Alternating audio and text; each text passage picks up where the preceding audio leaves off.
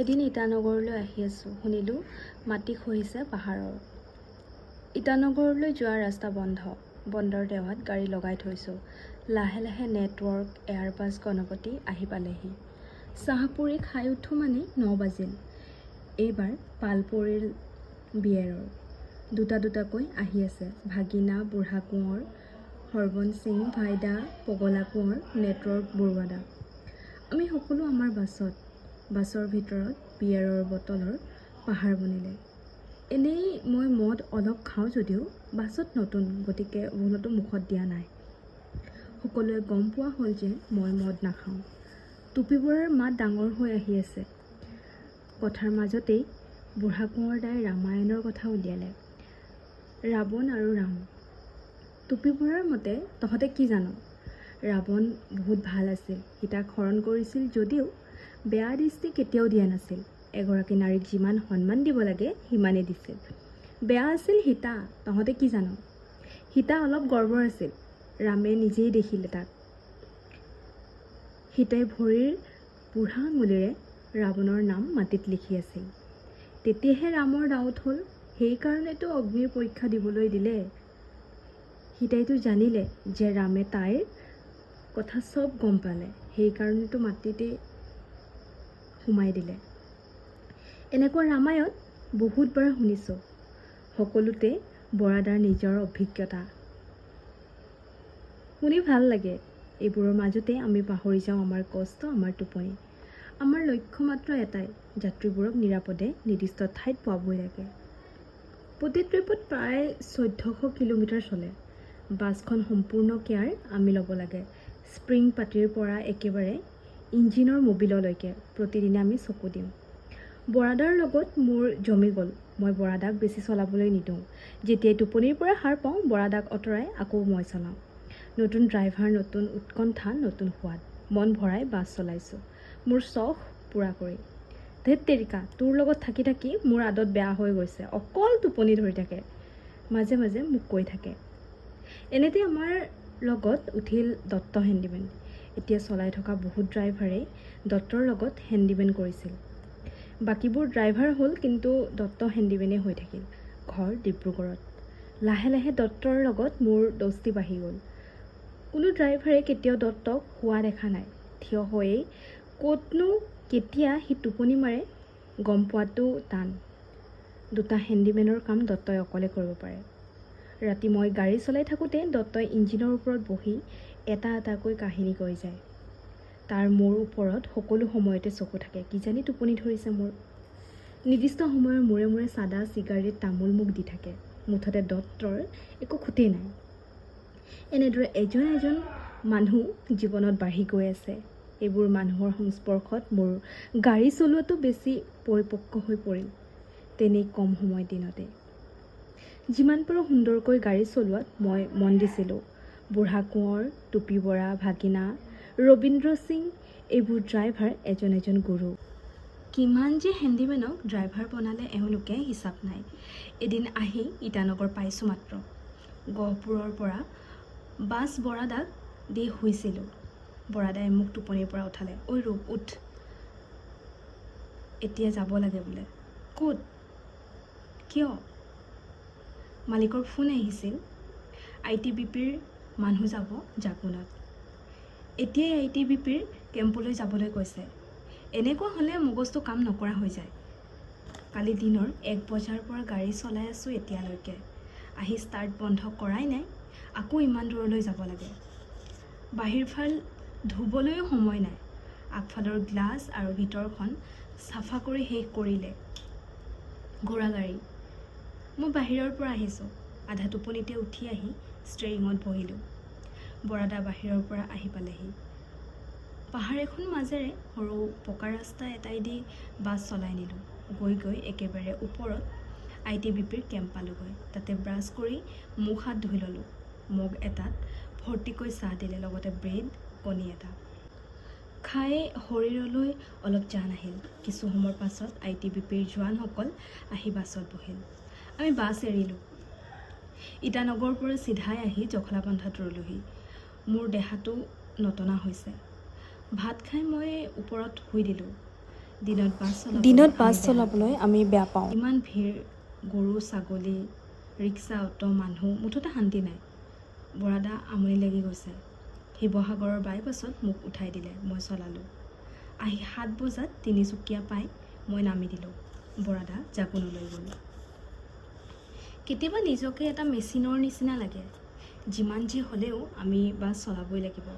মানুহক নিজৰ ঠাইত পোৱাবই লাগিব, তাকো এক নিৰ্দিষ্ট সময়ত। এইবোৰ অভিজ্ঞতা পাই লাহে লাহে ড্ৰাইভাৰ নামত এই মানুহৰূপী যন্ত্ৰৰ প্ৰতি শ্ৰদ্ধা বাঢ়ি গ'ল। ৰাতিৰ নিৰ্জনতা, ৰাতিৰ গভীৰতাত যেতিয়া সকলো মানুহ টোপনিত মগ্ন হৈ থাকে, তেতিয়া এই ড্ৰাইভাৰ সকলোৰে জীৱনৰ গধুৰ দায়িত্ব নিজৰ কান্ধত লৈ ঘণ্টাৰ পাছত ঘণ্টা গাড়ী চলাই থাকে। কিমান যে পোহৰ শেষ হৈ আন্ধাৰ যায়, কিমান যে আন্ধাৰ শেষ হৈ পোহৰ হৈ যায়, সকলোৰে সাক্ষী কেৱল এই ড্ৰাইভাৰ। মানুহৰ জীৱনৰ দায়িত্ব লোৱাটো বৰ কঠিন। হাজাৰ হাজাৰ সপোন, হাজাৰ হাজাৰ পৰিয়ালৰ দায়িত্ব এজন ড্ৰাইভাৰে বহন কৰি নিব লাগে। এইবোৰ সৰু সৰু অভিজ্ঞতা গোটাই লাহে লাহে মই পাকৈত ড্ৰাইভাৰ হৈ গৈ আছোঁ। কথাবোৰ মই সূক্ষ্মভাৱে লক্ষ্য কৰোঁ। 2-3 দিন চলালে এজন মানুহ ড্ৰাইভাৰ হৈ যায়, কিন্তু পাকৈত ড্ৰাইভাৰ ইমান সহজতে তৈয়াৰ নহয়। ইয়াৰ বাবে লাগিব প্ৰচুৰ সাধনা আৰু প্ৰচুৰ অভিজ্ঞতা। এই অভিজ্ঞতা স্কুল কলেজত পঢ়ি গোটাব নোৱাৰি। এই অভিজ্ঞতাৰ আহে প্ৰখৰ গৰম, মানুহৰ মাতৰ তিতা, গাড়ীয়ে দিয়া তিক্ত বিৰক্তিকৰ সংমিশ্ৰণ। এইবোৰে মই পাইছোঁ মোৰ জীৱনত। মাজনিশা যেতিয়া বাছ চলাই থাকোঁ, ভিতৰত থকা সকলো যাত্ৰী সপোনৰ ৰাজ্যত উটি ফুৰে। তেনেতেই কেবিনত বহি অহা যাত্ৰীবোৰৰ ওপৰেদি মোৰ চকু পাৰ হৈ যায়। সকলো টোপনিত, হেণ্ডিমেনো অবাঞ্ছিত টোপনিত বৰশী বাই থাকে। অকল মোৰ দুটি নয়ন সজাগ হৈ থাকে।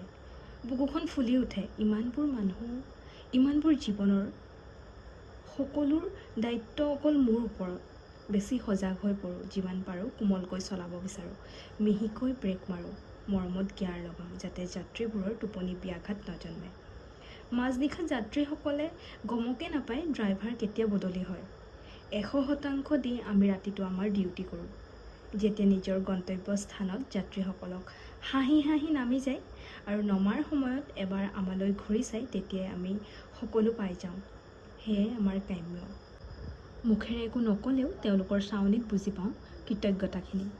ভালৰ মাজত বেয়া থাকিবই। ইমানবোৰৰ মাজত 2-এজন যাত্ৰী আহি দুটামান কথা শুনাই নামি যায়। মনটো মৰহি উঠে, কিন্তু সময়ৰ বাবে মানুহবোৰক ভাল নলগা হৈ যায়। আকৌ ঠিক হয়, আকৌ সাজু হওঁ এইখিনি নতুন যাত্ৰী উঠাই আকৌ এটা যাত্ৰা কৰিবলৈ। এনেদৰে এটা এটা দিন পাৰ কৰি গৈ থাকোঁ, অলেখ মানুহক টানি টানি। লাহে লাহে বাছৰ লগত জীৱনটো খাপ খাই পৰিছে। বাছৰ কেবিনতে আমাৰ বেডৰুম, ড্ৰয়িং ৰুম, আমাৰ ঘৰ। মোৰ ঘৰত সৰুৰে পৰা বাহিৰা কিতাপ পঢ়া এখন জগত দেখি আহিছিলোঁ। দেউতা, দাদা, জানবা কিতাপৰ ভোক আছিল। মা আৰু মই পঢ়োঁ যদিও বহুত কম তেওঁলোকতকৈ, কিন্তু নাই নাই বুলিও বহুত কিতাপ পঢ়ি পেলাইছিলোঁ। মানুহে যদি পৰিৱেশ সদায় দেখি আহে বা পাই আহে, নিজেও তাৰ লগত অভ্যস্ত হৈ পৰে। লাহে লাহে কিতাপ পঢ়াটো মোৰ চখ হৈ পৰিছিল। অসীমত যাৰ হেৰাল সীমা, পুৱতি তৰাৰ কিতাপ দুখনে যৌৱনৰ আৰম্ভণিতে মোৰ বুকুত প্ৰেমৰ কঠীয়া সিঁচি গৈছিল। অঘৰী আত্মাৰ কাহিনী, মৃত্যুঞ্জয়, ককা দেউতাৰ সাৰ, পিতা পুত্ৰ অনুসন্ধান, এইবোৰ পঢ়ি পেলাইছিলোঁ। কোমল মনটোত সাজ বহুৱাই গৈছিল এইবোৰ শব্দই। এতিয়া বাছ চলাই থাকোঁ যদিও কিতাপৰ মোহ এৰিব পৰা নাই।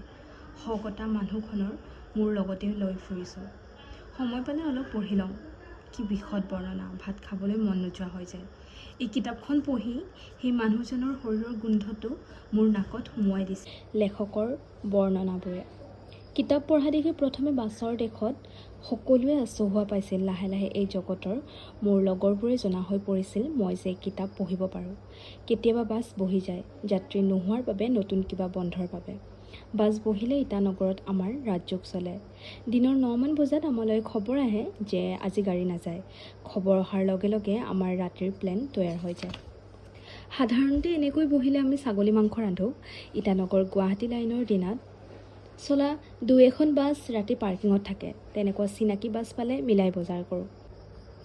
সেইদিনাখন সময় চোৱা নহয়, অকল খোৱা আৰু কথা পতা। মদ মাংস উভৈনদী হৈ পৰে।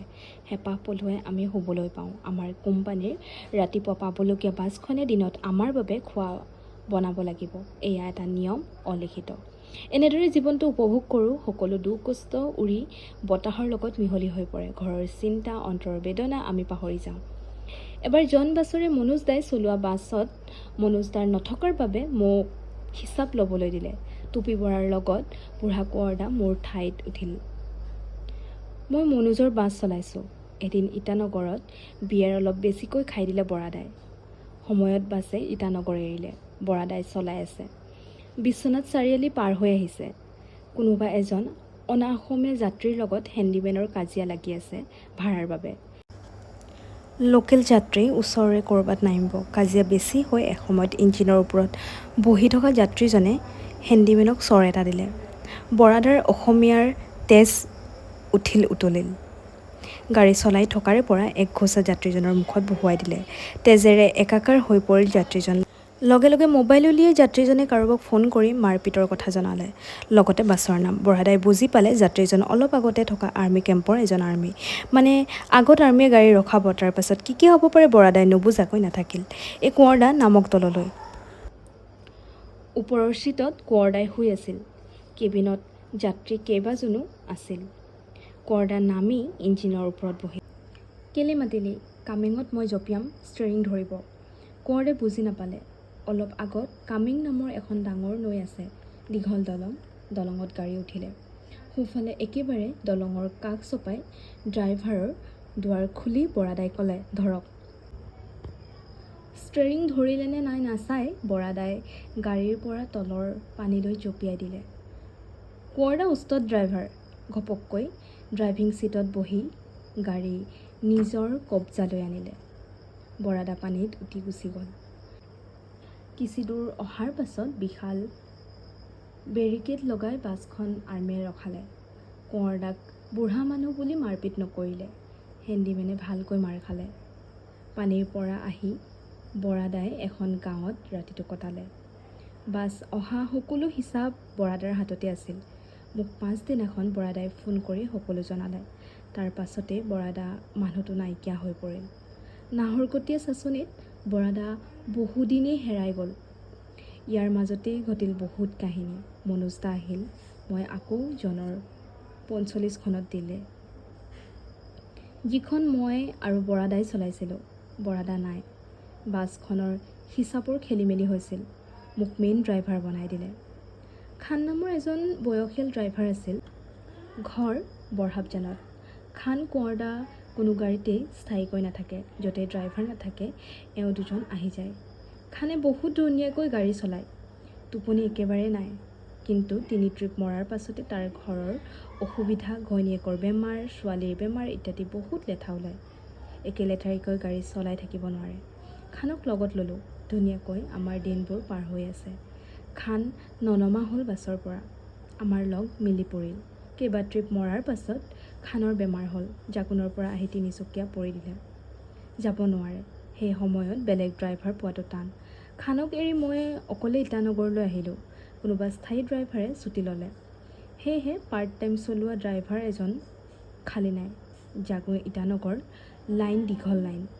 প্ৰায় ৭০০ কিলোমিটাৰমান হয়। দিনৰ ১ বজাত জাগুনৰ পৰা আৰম্ভ কৰি পাছদিনা ৰাতিপুৱা ৭ বজাত ইটানগৰ পাৰ্কিং পাওঁ। পাছদিনা ৰাতিপুৱা ৭ বজাত ইটানগৰ পাৰ্কিং পাওঁ। ইটো সিটো কৰোঁ মানেই ১১ বাজে। গা পা ধুই ভাত খাওঁ মানে ১২ বাজি যায়। ১ বজাত গাড়ী কাউণ্টাৰত লগাব লাগে। শুবলৈ সময় নাথাকে। মই আহিয়েই পিছ ছিটত শুই দিওঁ। একেবাৰে ১১মান বজাত উঠাই দিয়ে। আকৌ আৰম্ভ হয় দীঘল ৰাতিৰ এটা যাত্ৰা। এনেদৰে ৩ ট্ৰিপমান মাৰিলোঁ। শৰীৰে নটনা হৈ আহিছে। চকুত পানী মাৰি মাৰি চলায়। সেইদিনা উপায়হীন হৈ মালিক জানুদাক ক'লোঁ, দাদা ৩ ট্ৰিপ হ'ল, অকলে নোৱাৰিম আৰু চলাব। এক্সিডেণ্ট হৈ যাব। ড্ৰাইভাৰ তিনিচুকীয়াত এটাও নাই এইকেইদিন। কোনোবা ড্ৰাইভাৰ আছে যদি উঠাই লোৱা। ডিব্ৰুগড়ত এজন বিহাৰী বুঢ়া ড্ৰাইভাৰ আছে বুলি নেটৱৰ্কৰ বৰুৱা দাই কৈছিল। নেটৱৰ্কৰ বহুত পুৰণা ড্ৰাইভাৰ। যেনে তেনে তেওঁক আজি ডিব্ৰুগড়ত উঠাবলৈ বৰুৱা দাক ক'লোঁ। কথামতে ড্ৰাইভাৰজন ডিব্ৰুগড়ত বাছত উঠিল। মনটো কিমান সকাহ পাইছোঁ অকল মইহে জানিছোঁ। টোপনি বহুত ধৰণৰ আছে, এবিধ টোপনি আছে অতি ভয়ানক। ড্ৰাইভাৰে চকু মেলি থাকে, আগলৈ চাই থাকে, ধুনীয়াকৈ গাড়ী চলাই থাকে, আপাৰ ডিপাৰ হৈ থাকে, কিন্তু সেয়া তেওঁৰ টোপনি। ষষ্ঠ ইন্দ্ৰিয় নিয়ন্ত্ৰণত কিছু সময়ত নিখুঁতভাৱে কৰি অহা কামটোত টোপনিটো কৰি থাকে। এইটো মানুহজনে নজনাকৈয়ে হয়। 70% এক্সিডেণ্ট এই টোপনিৰ বাবে হয়। মোৰো হৈছিল কেইবাবাৰো, কিন্তু সঠিক সময়ত জানিব পাৰি বাছ ৰখাই দিছিলোঁ। গতিকে টোপনি ধৰিছে বুলি ক'লে কোনো শুই থকা ড্ৰাইভাৰে শুই থাকিব নোৱাৰে। উঠি আহি ষ্টেৰিং ধৰিবই। জাজি লৈ মই চলালোঁ। চকু টানি টানি ধৰিছে। ভাত খাই অলপো দেৰি নকৰি মই শুই দিলোঁ। বুঢ়া ড্ৰাইভাৰজনে একেবাৰে ইটানগৰলৈকে চলালে। মই এবাৰো হাৰ নাপালোঁ। মানুহজন বৰ ভদ্ৰ, মোক কৈছিল, আপুনি অকল ধান্দা কৰক, যিমান চলাব লাগে মই চলাম। এনেকুৱা ছেকেণ্ড ড্ৰাইভাৰে ক'লে সাহস পোৱা যায়। ধান্দাত যিমান কৰিম আমাৰো সিমানেই পইচা ওলাব, মালিকলৈও সিমানে পইচা বাঢ়িব। শুনক ৰূপ ভাই, মই গাড়ী চলাই চলাই বুঢ়া হ'লোঁ। এতিয়া আজি এখন গাড়ী, কালিলৈ এখন গাড়ীত উঠিবলৈ ভাল নালাগে। মোক আপোনাৰ লগতে ৰাখিব। ঠিক আছে চাচা, মই আজি মালিকৰ লগত কথা পাতিম। ৰাতিপুৱা মই তিনিচুকীয়াত নামি গ'লোঁ। চাচা জাগোনলৈ গ'ল।